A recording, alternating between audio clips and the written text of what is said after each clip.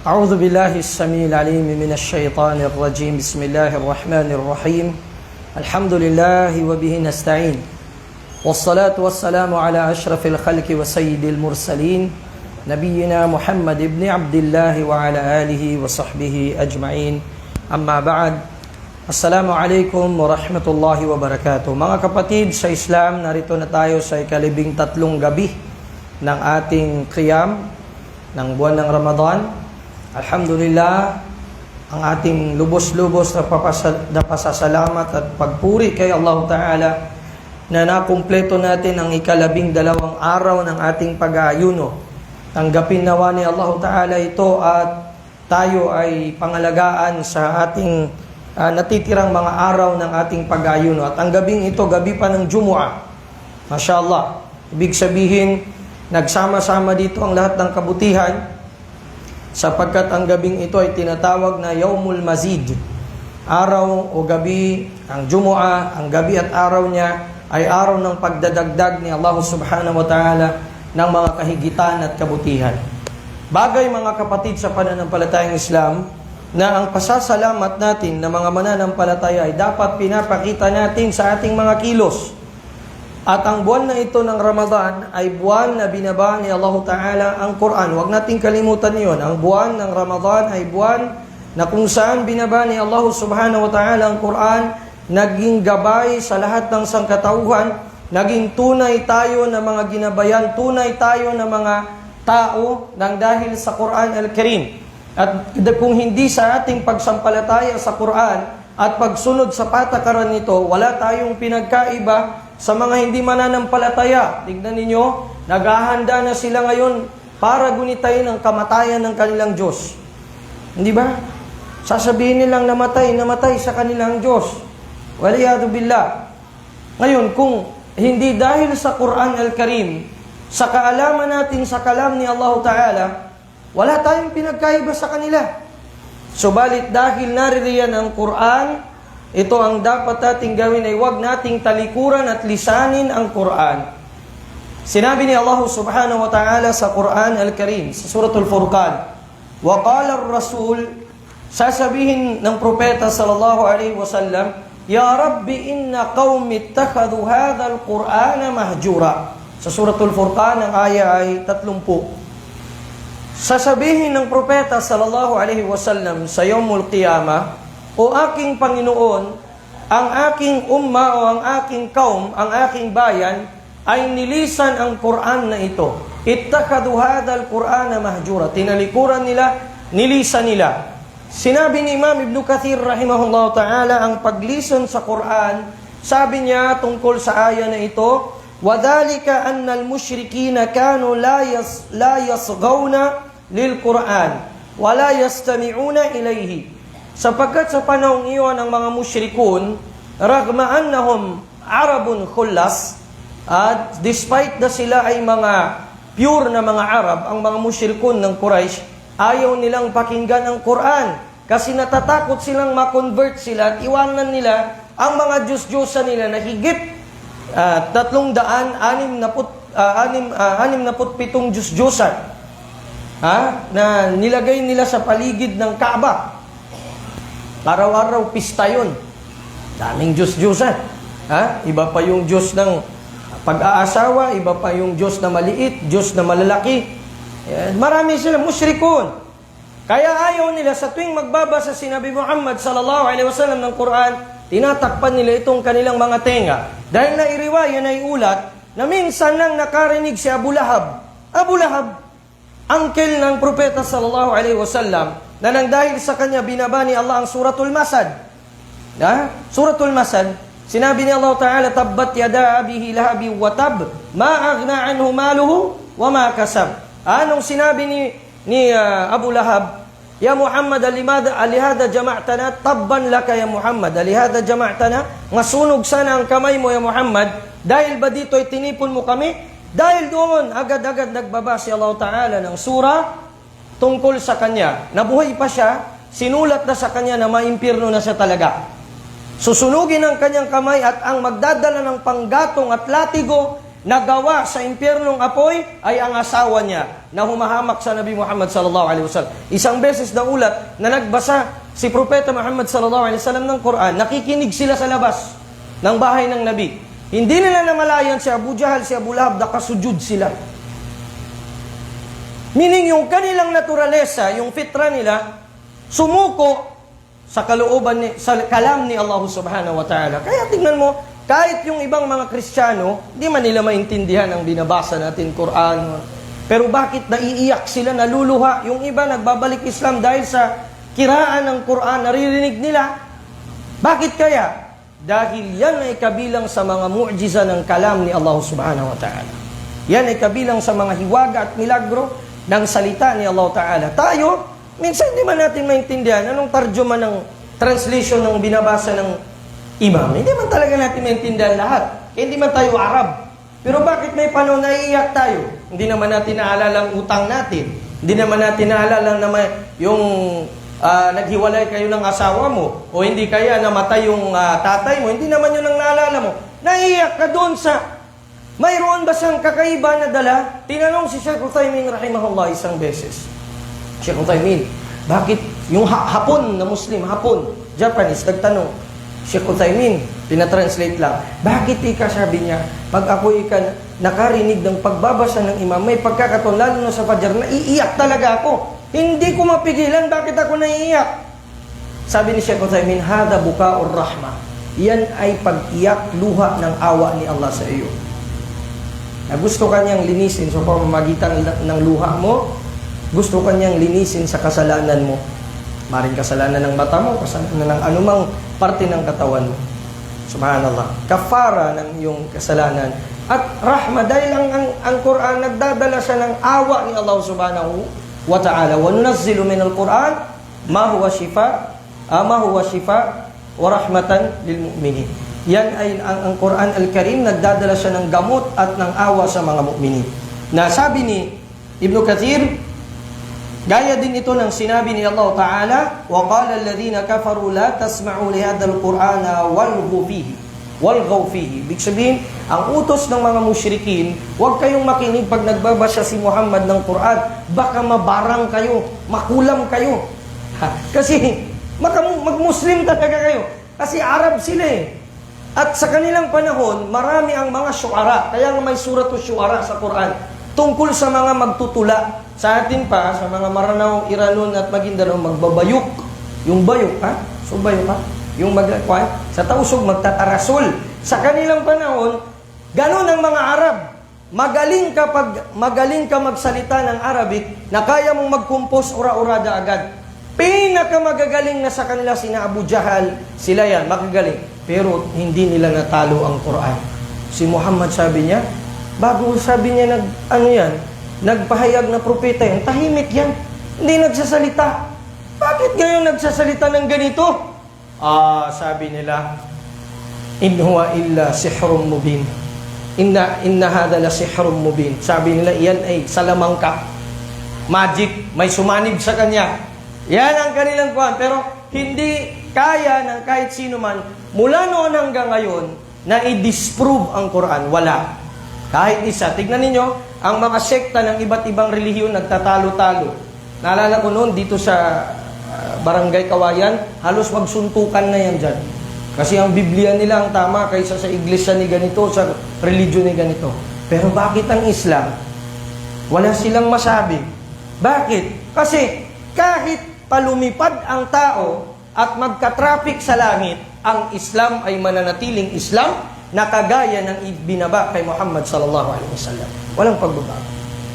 Kaya sabi ni Allah, inna nazzalnahu dhikra wa inna lahu lahafidun. Kami ang nagbaba niya ng paalanan na yan, ng Quran na yan, at kami ang mangangalaga dyan. Ang problema, ang Muslim, tayo, kasi hindi natin pinangalagaan ang Quran sa ating mga sarili. Akala natin, libro lang, tuwing Ramadan ko lang mapapansin, o kuwan, hindi. Pakinggan ninyo ito, sabi ni Imam Ibnul Qayyim rahimahullahu tabaraka wa ta'ala. Sabi niya, wahajrul Quran anwa. Ang paglisan sa Quran ay maraming uri. 5. Paano daw nakakatalikod ang tao? sa Quran sa 5 paraan. Una, hajru sama'ihi wal imani bihi wal isgha'i ilayhi. Yung pagtalikod sa Quran, sa hindi pakikinig nito, hindi pagsampalataya dito, at hindi pag-aaral nito. Una yun. Di ba? Mas gusto pa nating makinig ng musika kaysa Quran. Pag nabibigo tayo, o may malaki tayong utang, makinig tuloy tayo sa Renz Birano o Air Supply. Mas lalo kang magbibigti niyan. Kasi hindi magbibigay sa iyo ng kahit anumang kabutihan yan. Sabi ni Sheikhul Islam Ibn Taymiyyah rahimahullah, ang musika sa katawan o sa puso ay kagaya ng alak sa katawan. Tingnan nyo ba yung lasing? Makakita kayo ng lasing. Susuray-suray sa daan. Yung pangalan niya, Abdurrahman, pag lasing siya, hindi niya na alam, Pedro na masabi niya. Tira mo. Kasi hindi niya na, wala, kasi lasing siya. Ganyan din ang nakikinig sa musika. Wa minan nasi may yattakhidhu lahwal hadith. Sabi ni Allah Ta'ala, at sa mga tao ay mayroon sa Suratul Luqman, may mga taong ginagawa nila ang lahwal hadith, ang musika. Sabi ni Ibn Mas'ud, ang tafsir nitong lahwal hadith, musika, liyudilla an sabilillah, upang makapangligaw sila sa ibang tao. Ilang iba ang mga musician, ang mga singer, isang concert lang, grabe na ang pera nila. Pero anong nadudulot sa tao? Magkakasakit lalo sa puso. Yung bigo, mas lalong mabigo. Yung depressed, mas lalong ma-depress. Samantala ang Quran, makinig ka. Ang sabi ni Allah subhanahu wa ta'ala, ala bidhikrillahi tatma'innul qulub. Tunay na sa pamamagitan ng Quran lamang magkakaroon ng kapahingahan ng mga puso. Gusto mo makapahinga ang puso mo? Tigil mo ang musika. Tapon mo yung mga CD ng kwan na yan. I-delete mo lahat ng mga MP3 ng mga Just Give Me a Reason at anong kanta na yan. Palitan mo ng Quran.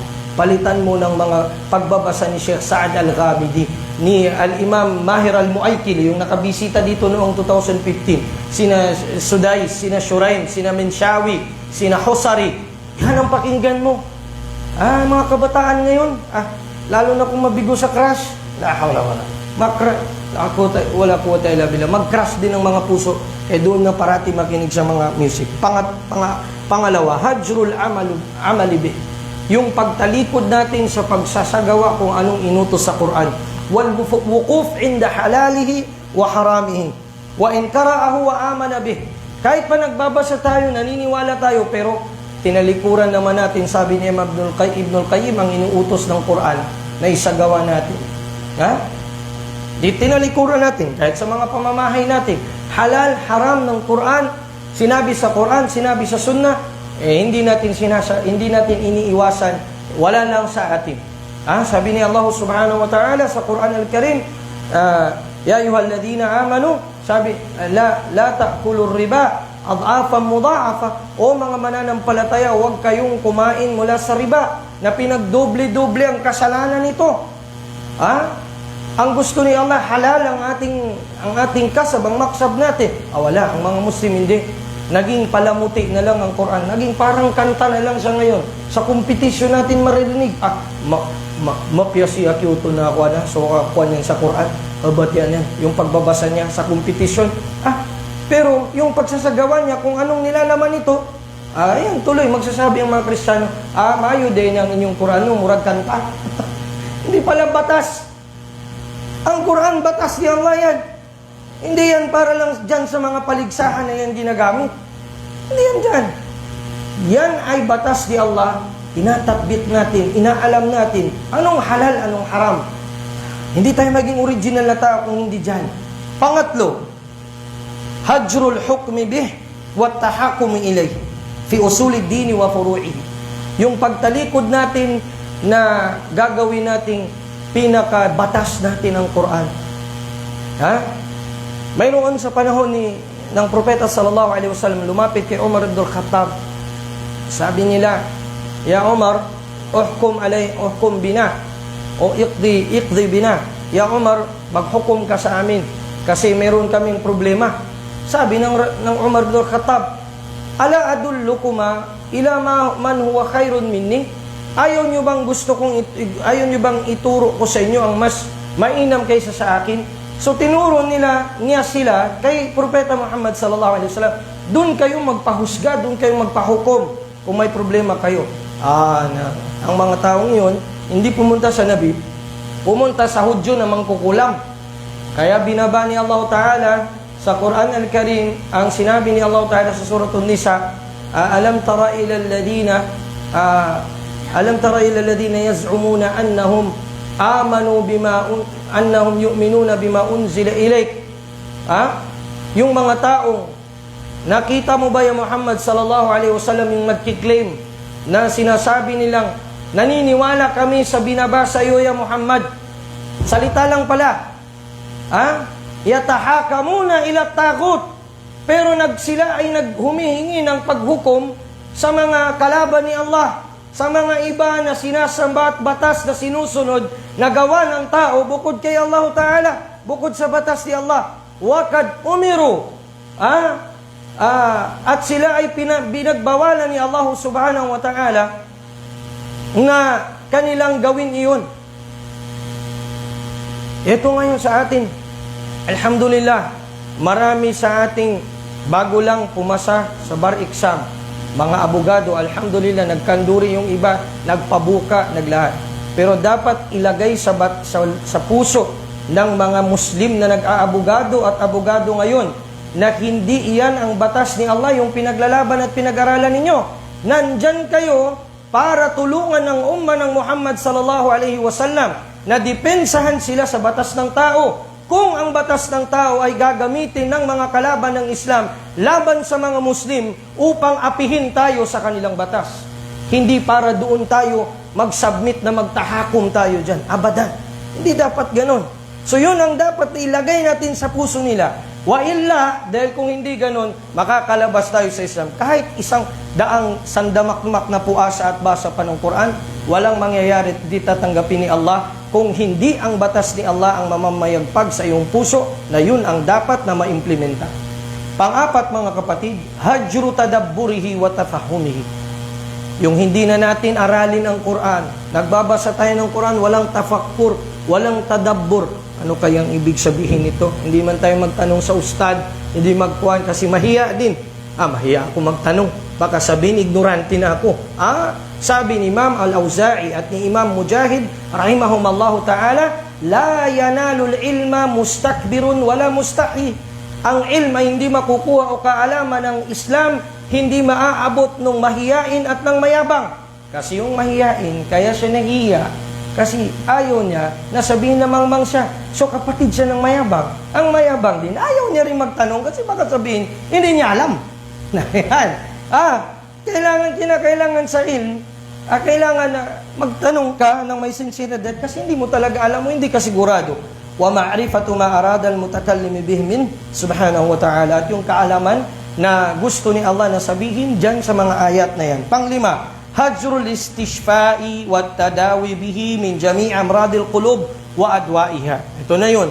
Yung pagtalikod natin sa Quran, sa gamot na daladala ng Quran. Ang Quran may daladala siyang gamot. Shifa lil mu'minin. Shifa wa rahmatan lil mu'minin. Yan ang daladala ng Quran Al-Karim. Ang problema sa atin, hindi tayo dito nagpapagamot sa Quran. Doon tayo nagpapagamot. Sabi, magpaparelax muna ako. Mag-relax. Hindi pa kinig sa Quran. Saan ka? Mag-unwind muna ako. Unwind. Nandun na sa pag-unwind, baka maisip niya lalo yung problema niya. Pag uwi niya ng bahay, mas lalong init yung ulo niya, mas lalong hindi na magsalita. Ang depression, alam niyo mga kapatid, yan ay waswas ni Shaitan. Sinasabi ng ating mga psychiatrist, of course, this is a medical condition. Pero dito, kung lalaliman natin ng maigi, ang medical condition na yan, walang iba yan na kadahilanan, kundi sa pagsakay ng waswas ng Shaitan sa atin. Dahil sa ating paglisan sa Quran Al-Karim. Panghuli, mga kapatid, gusto ko lang linawin itong masala na ito tungkol sa mga kababaihan natin na gustong magbasa ng Quran o matapos makatam nila ang Quran, kaso nga lang dinatnan sila ng haid. Ustad, may nagtanong sa atin, ano po ba ang hatol nito? Pwede bang magbasa ang babae na may haid, halimbawa mula lang sa kanyang halimbawa sa notes o sa tafsir, hindi naman Quran completely, o hindi kaya yung Tagalog na may translation, yung Arabic babasahin niya, habang nasa hide siya, nabahagi ang ating mga ulama o nahati sa dalawang pananaw. Ang una, ang jumhurul ulama o ang majority ng mga scholar ng Shafi'iyya, ng Hanafiya at ng Hanafiya at ng Hanabila, tatlo sila na nagsasabi na hindi pwede kahit saan, kahit pa sa mula sa kanyang isipan, kahit pa nabasa niya sa wall, hindi pwede. Kasi kasabi niya, ang kiyas noon ikasabi niya ay para siyang junub. Yung junub, hindi pwede ikang magbasa ng Quran habang nasa state siya ng sexual impurity. Sa sinabi ng Propeta Muhammad sallallahu alaihi wasallam na iulat kay Ali ibn Abi Talib radiyallahu ta'ala anhu, na sinabi ng sugo sallallahu alaihi o sinabi ng Propeta sallallahu alaihi wasallam, anna Rasul, o sinabi ni Ali na inutos na ang Propeta sallallahu alaihi wasallam, kana la yahjizuhu anil Quran illa al-janaba, na ang Propeta sallallahu alaihi wasallam walang anumang nakakaharang sa pagbabasa, nakakapigil sa pagbabasa niya ng Quran liban sa state ng junub. Kaya sabi nila parang state ng junub itong may haid. At ganun din sa isang hadith na da'if, pero da'if siya, mahina, na sinabi ng sugo sallallahu alaihi wasallam di umano, la taqra'ul haid walal junubu shay'an min al-Quran. At ang hadith na ito, riwayat ni Daraqutni, Ibn Majah, ni Bayhaqi, pero da'if dahil nandoon nakasali si Ismail ibn Iyash, na isa sa mga du'afa, sabi ni Ibn Taymiyyah. Samantalang pangalawang riwaya o pangalawang pananaw na mula sa madhab ni Imam Malik at ganun din ni Ibn Taymiyyah rahimahullah at ni Imam Ahmad ibn Hanbal, ang pananaw nila pwedeng magbasa ang haid, ang may haid ng Quran. Pero halimbawa galing sa memory niya, galing sa libro na hindi naman purely Quran.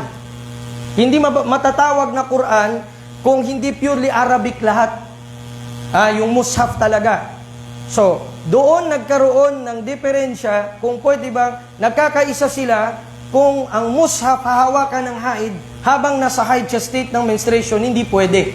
Liban na lang, sabi ni Imam Malik, kung may hawak siya na gloves. O hindi kaya yung pangkuhit niya ng mushaf ay yung stick. Pero para safe ang mga kababaihan, may app sa cellphone, i-download niyo. Cellphone naman yan, hindi yan Quran. Ang Quran iba. Mushaf, yan ang Quran talaga. Isang mga ulama sa isang hadith na iniulat mula kay Amr ibn Hazm na pinasulat ng Propeta sallallahu alaihi wasallam kay Zaid ibn Thabit sa mga taga-Yaman, ang utos na ito, Allah yamussal Quran illa tahir. Ang walang hahawak ng mushaf, yung mushaf liban lamang sa malinis. So ang junub, saka siya magiging malinis, pwedeng humawak pag naligo siya. Ang haid, sabi ng mga ulama ng Malikiya, hindi kasabi niya kagustuhan ng may menstruation habang may mens siya o yung mens na ginawa na nangyayari sa kanya. Kaya iktisaban ng ajar para hindi naman maputol yung ajar niya na sa pagbabasa ng Quran, pwede siyang magbasa ng Quran kung hindi mula sa mushaf, hindi sa mushaf, pwede rin mula sa mushaf kung may hawak siyang, mayroon siyang panyo o hindi kaya gloves o hindi kaya hindi siya direct na hahawak doon. So yun ang ating kuwan sa mas'ala na ito, mga kapatid sa Islam. Nawa ay mapabilang tayo sa mga sumusunod sa Quran Al-Karim. Barakallahu fikum li husni istimaikum wa sallallahu wa sallim wa barik ala nabiyyina Muhammad wa ala alihi wa sahbihi ajma'in walhamdulillahi rabbil alamin.